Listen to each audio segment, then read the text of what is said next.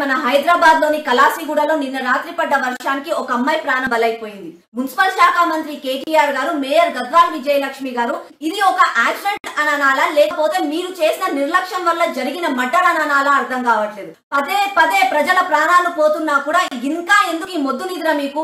First of all మీకు చేత కాకపోతే రాజీనామా చేయండి, అంతేగాని ఇంకా ప్రాణాలు తీసుకుంటే మాత్రం తెలంగాణ ప్రజలు ఊరుకోరు. మాకు కావాల్సింది హంగు ఆర్భాటాలు కాదు, తెలంగాణ ప్రజలకు కావాల్సింది మౌలిక సదుపాయాలు. అవి కూడా మీరు ఇవ్వలేకపోతున్నారనంటే మళ్ళీ ప్రజల దగ్గర నుంచి ఎందుకు పన్నులు వసూలు చేస్తున్నారు? ఒక్కసారి మీ అంతలు మీరు ప్రశ్నించుకోండి. మాకు కావాల్సింది మౌలిక సదుపాయాలు.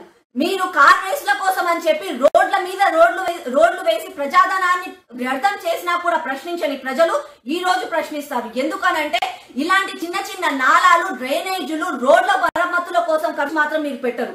అదే సెక్రటేరియట్ భవనం కోసం ఎన్నో కోట్ల రూపాయలు ఖర్చు పెట్టి 3 షిఫ్ట్లలో పని వాళ్ళని పెట్టి పని చేయిస్తారు. 2 సంవత్సరాలలో పూర్తి చేస్తారు. కానీ రోడ్లు, నాలాలు, డ్రైనేజీలు మాత్రం అలాగే ఉంటాయి. అందులో మనుషులు పడతారు, అందులో ప్రాణాలు పోతాయి.